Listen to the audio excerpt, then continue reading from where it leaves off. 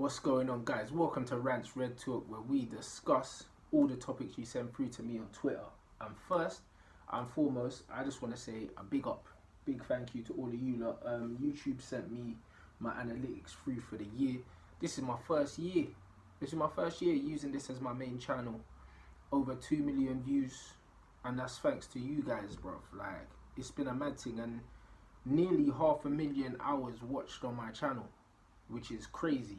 Which is very fucking crazy. So obviously, like, you lot are doing bits for me, man. And yeah, like, it's mad. My numbers have more than doubled in the year. So first and foremost, big up, thank you for that. Also, my show was sponsored by the One Football app.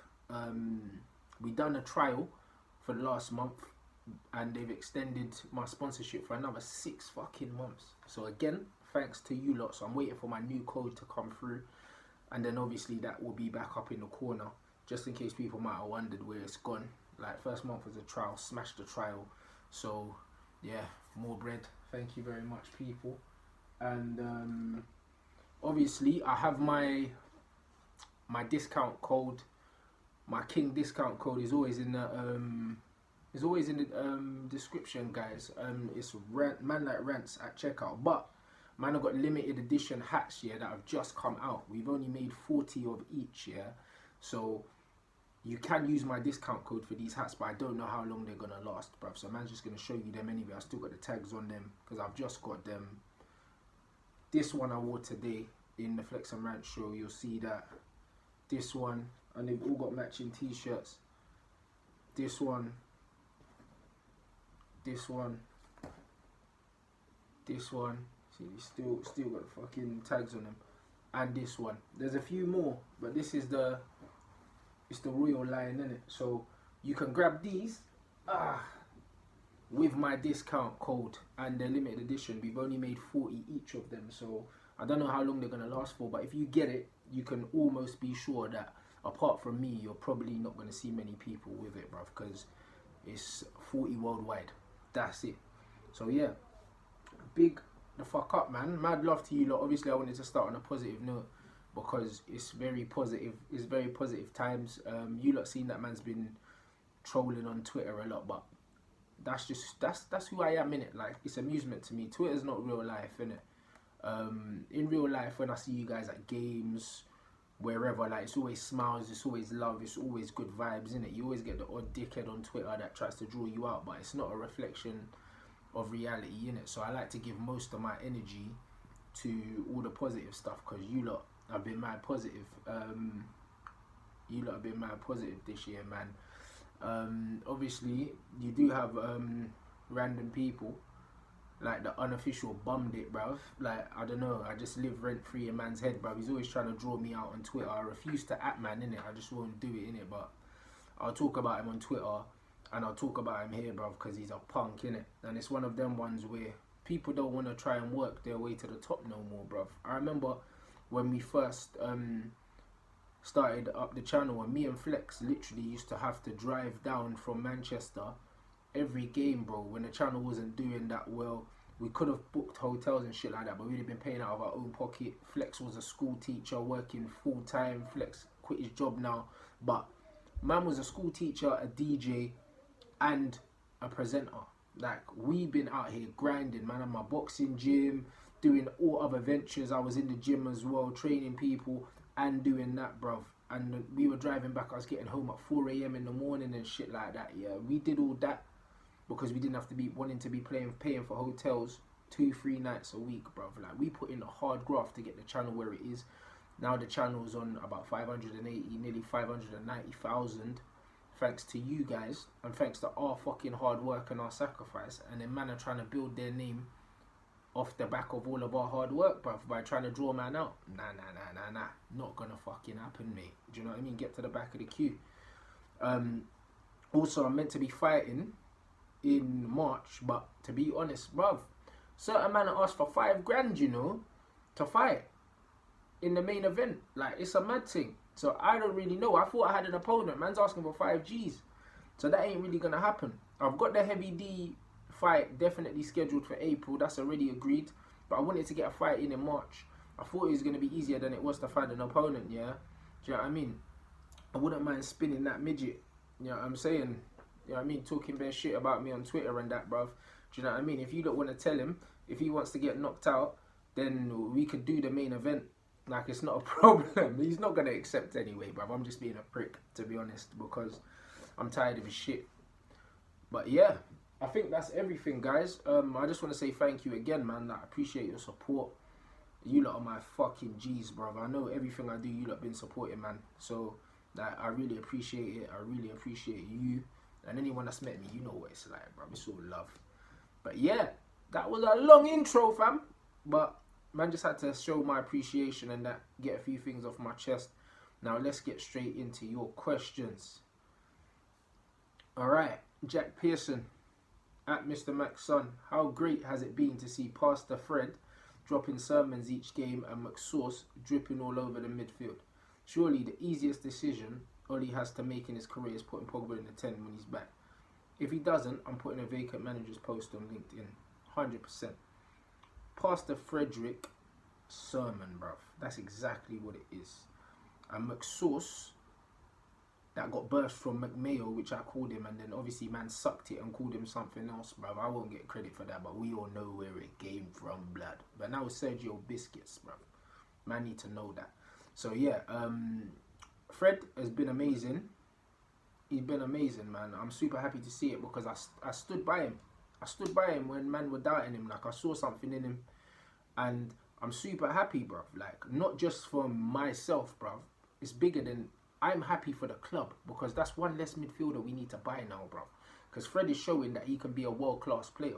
If Fred continues the level of performance he's put in for the last 2 months, he's a world-class player because he's put in some world-class performances. When you look at the PSG game, the Barcelona game, he put in some world-class performances.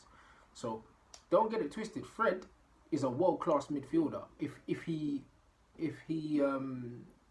brings consistency to his game. It's the same with Marcus Rashford. Marcus Rashford has shown world-class moments, innit? I've always said he's a world-class talent, but his inconsistency and his decision-making means that he's not a world-class player, bruv. Because being a world-class player is adding consistency to your world-class talent. And he hasn't done that yet. But he's en route. We'll talk about Ronaldo later. But for me, Pogba has to be there. He has to be in that place. If Pogba is playing in front of McTominay and Fred, and most of us that watch United always said that was our best three. We always did. Even when it was Matic, McTominay, Pogba, we always said Fred, McTominay and Pogba was the best three.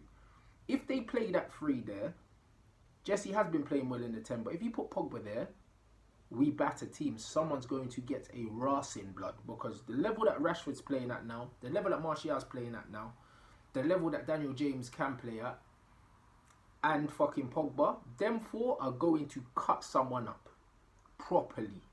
So if Oli ever thinks of taking Fred out and putting Pogba in, I don't know. You're more than within your right, but I think that the penny's dropped for Oli because I heard him giving Fred praise. So fingers crossed, guys, that Oli's seen the light and Pogba can come back. And like I said, I'll give you a little sneak preview into the Flex and Rant show, but I said, bruv, if Pogba comes back in front of these three, we could win the Europa League. Alright, let me know what you think in the comments below. Lewis Archer, in your last 2 videos, you've given a lot of credence to Solskjaer's man management skills. If he is to be here for the long term, could you think of an assistant manager who would be able to lift the team tactically like Fergie did? Definitely, like a Kerosh, a Mullenstein, and them, man, they're essential. Like, I'm not gonna sit here and pretend that I know all of these coaches and their capabilities, because I'm gonna be honest with you, yeah. Obviously, I know young managers, but no established young manager is gonna come and be Solskjaer's number 2. So I don't really know much about number 2s. Like, I can tell you managers, but I couldn't tell you number 2s. And this is why I said, yo, I want Pochettino, because Poch gives you man management and he gives you tactical player development, all of those things. I'm thinking about Manchester United 3-4 years down the line. I'm not thinking about Manchester United short-term steady the ship. I'm talking about take Manchester United to the next level. Do you know what I'm saying? But I do believe that if he did get in a number 2, replace Mick Phelan with a number 2 that is more of a football manager and someone that's younger and more current, that's not Michael Carrick because he just finished playing football, that's not Kieran McKenna, then I could be more on board with Ollie staying. But as it stands, I think that Ollie is too backward in his philosophy of playing football. Like, he still wants to play football like the Manchester United of old, but football is not there no more. So a young, not even necessarily foreign, but a young, experienced, modern British manager would do for me as well. Like, or assistant manager, someone like a Eddie Howe, but well, Eddie Howe mode, but not Eddie Howe himself, because he wouldn't want to be Solskjaer's understudy. For me, he's a better coach. Someone like that, or someone with a philosophy like a Brendan Rodgers. Do you see what I'm trying to say? So I do think he would benefit from a number 2 that could definitely improve the possession side of the game, because as much as he is a good man manager and the players are playing for him, on the ball we're very bad. Like, we look more dangerous when the other team has the ball, and you can't do that against smaller teams, guys. You simply cannot. Like I've said before, if you won all your games against the top 6 teams or the top 4 teams and didn't win any other games in the season, you'll get relegated, bro. You need 40 points just to stay up these days. So just beating the teams above you don't mean shit. It's what you do against the lesser teams what is going to determine where you finish in the league. Because you can lose against, say you're a top 4 team, you can lose against the other 3 teams and still win the league. No problem. If you beat everyone else. So let me know if you guys know any names, man. You might be you might be more knowledgeable than me in that department. So by all means throw some names out and I'll look them up, man. You lot can teach me something. Alright, Alpha Music. Are you confident enough to put your neck on the line that we'll get top 4 at the end of the season given recent results against Spurs and Guardiola's Man City? Absolutely not. What we've seen with Ollie is that he can get the players up for it on occasion, or the players can get up for it on an occasion, but there's no consistency. It's first back-to-back win in over 5 months. That shows you that we can't put runs together.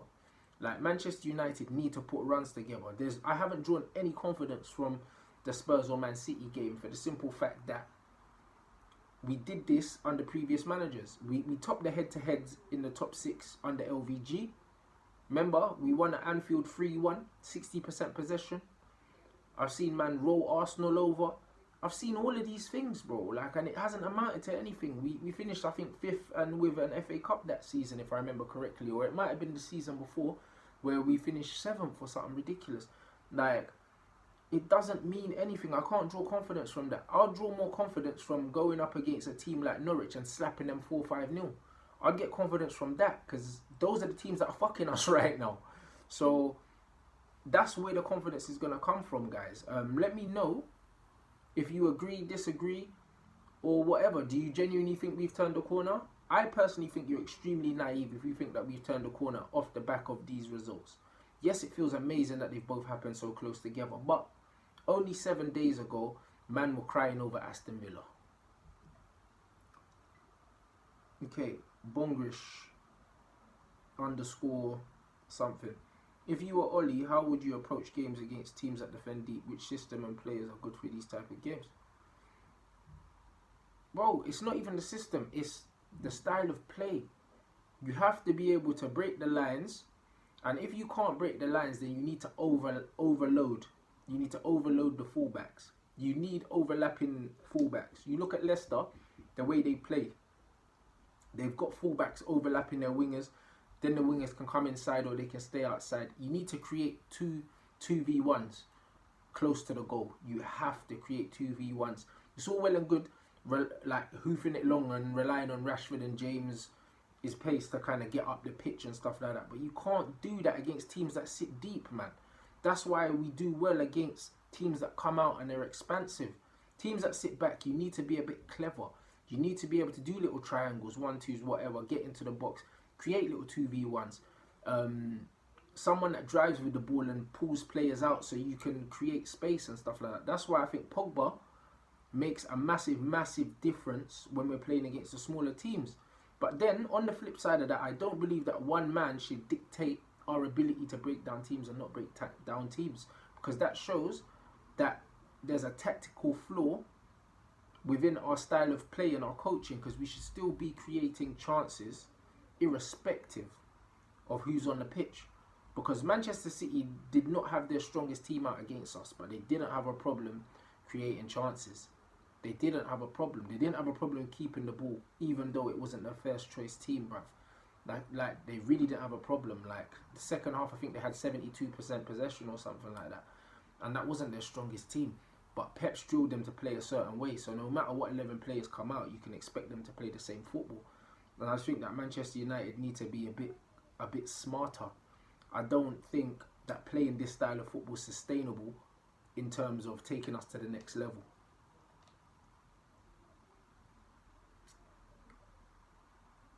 Okay, at 93_how.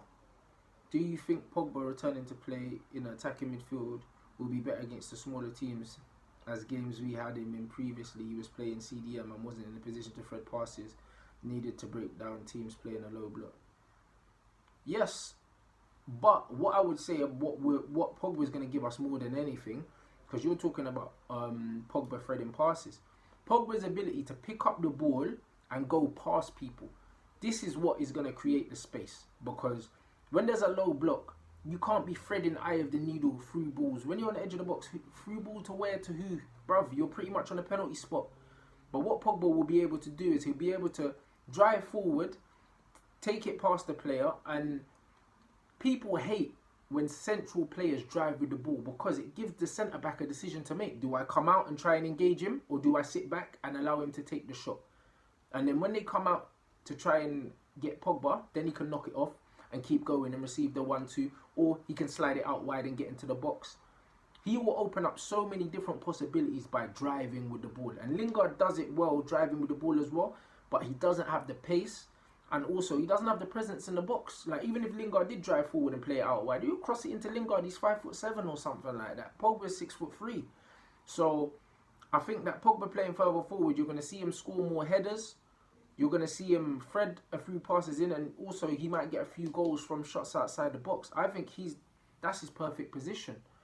Because as much as Pogba can play box to box, because he's not defensively disciplined, and that's not me saying he can't defend, because actually his defensive stats are very good, but he would rather be going this way. So I would take any responsibility going that way out of Pogba's game and watch him flourish. So I think, yes, Pogba absolutely will thrive, and he will definitely help us. Let me know what you think about that, guys. At 11 Kyle, can I get I told you blood regarding Fred in this episode? I told you blood, and I did, fam. It's mad. But yeah, I'm super happy. I enjoy doing that, yeah, because it's just dumb, innit? Like, I love taking a piss. Like, people that knows me, I don't know, like, people will see like a fan cam and think that I'm mad serious, but I'm just a troll most of the time. I just like to piss people off sometimes. I mean, you might have seen who my brother is, man. That's just what we do. So many players wrote this guy off. Only a small group knew about his strengths and talents. Now everyone is singing his praises. Fred X has delivered lately. He deserves respect. Man like Fred X, blood. The delivery. Special. And what about the pass that he played through to Rashford on the break, when Rashford dragged the shot wide and that? What a ball, bruv. And that was a very difficult chance from Rashford as well. I was having this conversation on Twitter. Rashford should have probably taken it on his right foot and then probably finished it near post with the left or something like that. He didn't trust his left foot, fair play. You don't expect Rashford to score them kind of goals, but it shows the confidence of the kid here that he's taking it early like that. So I was very happy to see that, man. Like, I'm just very happy for Fred. I'm very happy for the team as well, because it's helped the balance of the team. And no one wants the team to win more than me, bro. I said it a million times, bro. Like, even my brother said when he came on the show, 2008 Champions League final, I was crying, bro. Like, that's how much I love the club. Like, I don't cry, blood, but football can make me cry because I love my club, innit? So when I'm angry or when I'm making a point, it's because I want what's best for the club first and foremost. And if that means that certain men have to go, then certain men have to go, bruv. Like, there's no, you know what I mean? There's no fucking bullshit, bruv. Like, what I want is I want the club to be back where they belong. And if I believe that there's a way of getting us there that we're not doing, I'm going to voice that. And I couldn't give a shit who I upset, bruv. Do you know what I mean? You don't have to agree with my opinions. That's fine. I don't have to agree with yours. That's fine. You're entitled to yours, and I'm entitled to mine, innit? And if you don't like my opinion, just don't watch my fucking show. Just mute me on Twitter so you don't have to see my tweets. Just don't chat shit to me, bruv. Because I'm not going to be in your mentions chatting shit to you because I actually have a life, bruv. But I respect everyone's opinions, whether I agree with them or not. So yeah, big up fucking Fred, man. Big up Fred. At the Don Snaps, would you sell Big P and fill out the midfield if he wants to go and try to convince him to stay? Bro, Pogba's one of the best players in the world, innit? If I was the manager at the club, Pogba's not going nowhere. He's not going nowhere. I'll do everything to keep Paul Pogba because he's a generational talent. Make no mistake about it, yeah? I've never seen a midfield player as complete as Paul Pogba in my entire fucking life, bruv. Never. I haven't. It's just that simple. The guy's got an engine of a Patrick Vieira, but he's got a touch of a Zidane. Like, it doesn't make sense, bruv.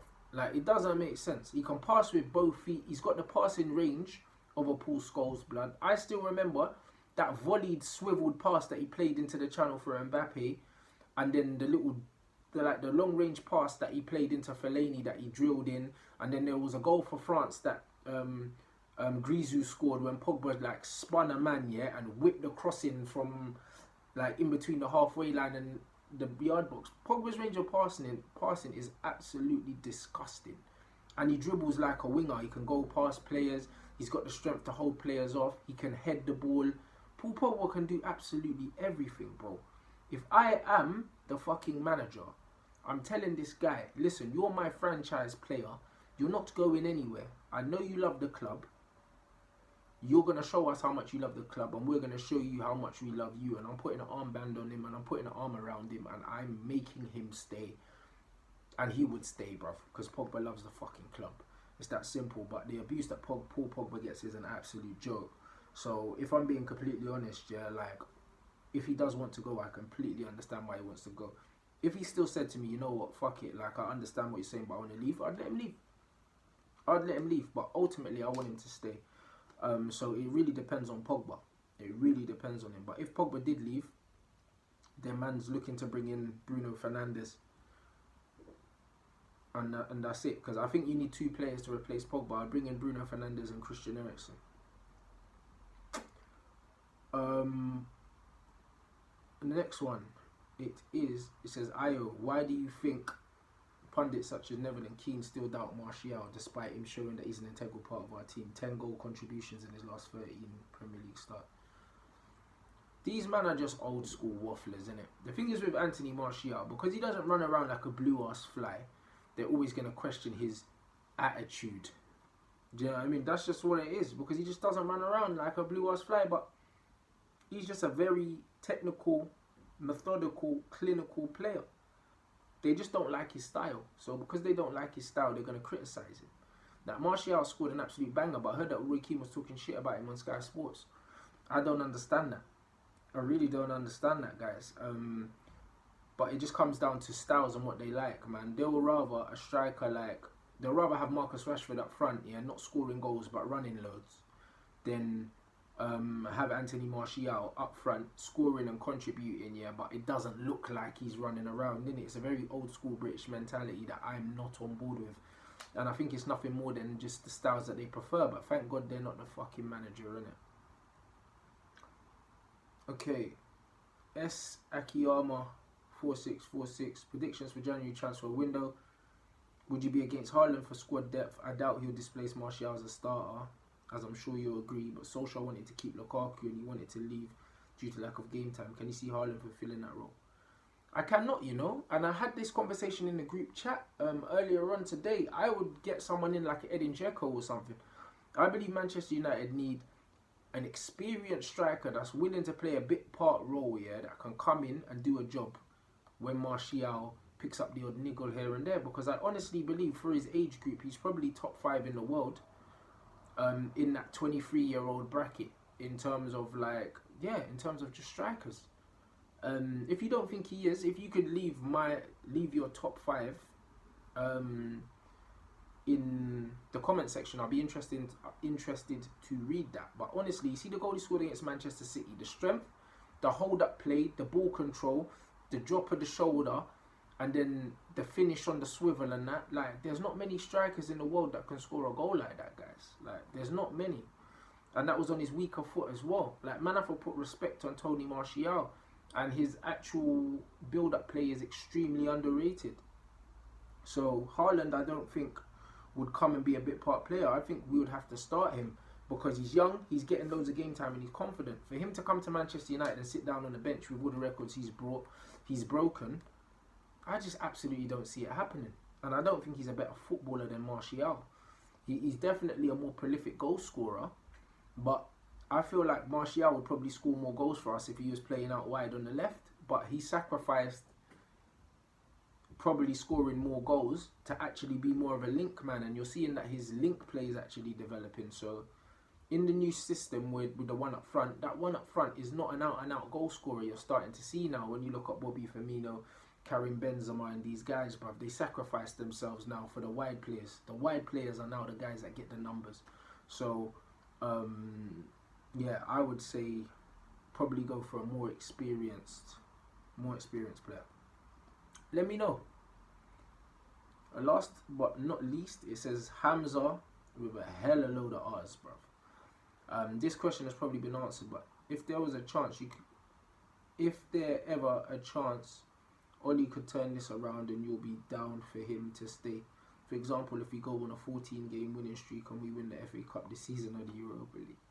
Bro, if Oli goes on a 14-game winning streak, even me, there's nothing I can fucking say to that, bro.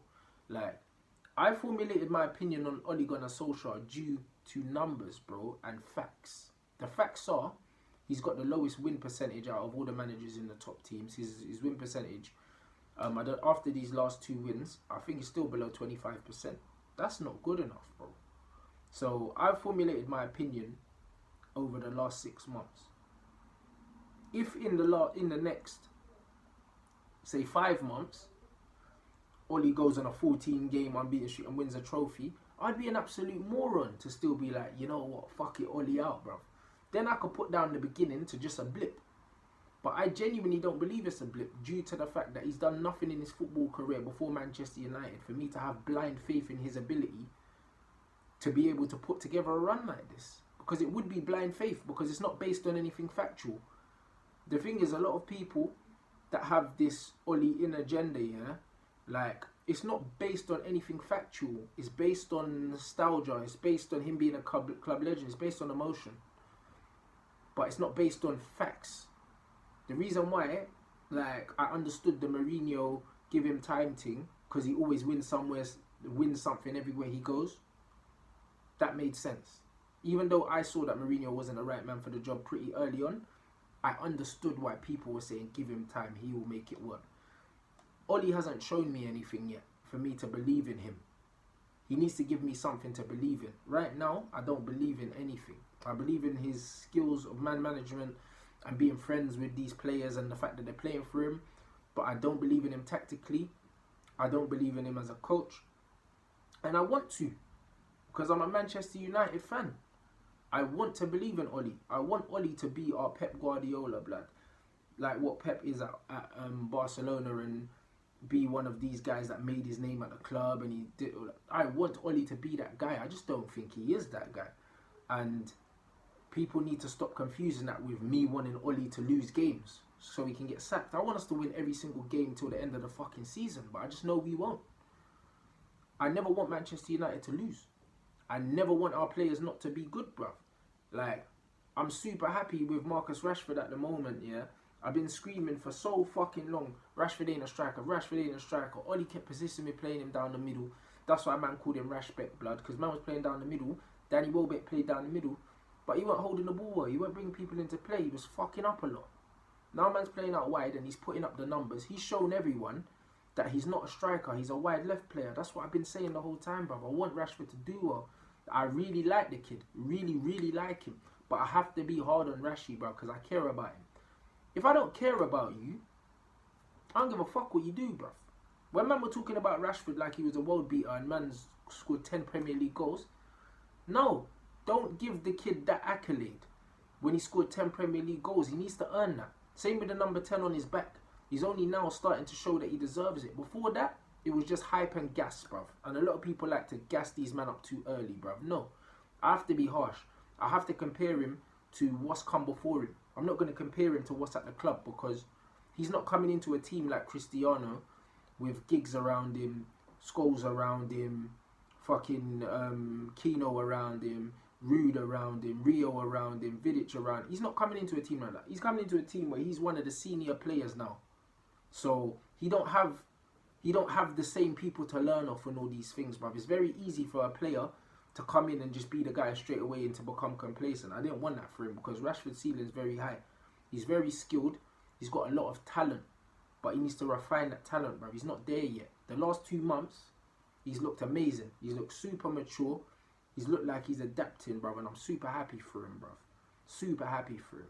And I want it to continue, bruv. He will definitely go down as a club legend if he continues this form and he continues to improve. And I was saying in my group chat today, I genuinely believe that he can be as good as Wayne Rooney, bruv. He can be. Because I believe his ceiling's up there. When Rashford gets the ball on the edge of the box now, you almost feel like something can happen, bruv. And you got that feeling when Ronaldo played for us. He will never be Cristiano's level. Cristiano will go down as one of the greatest players to ever play the game. I don't believe that Rashford's that level, but what I do believe is Rashford could be a top player if he continues to develop.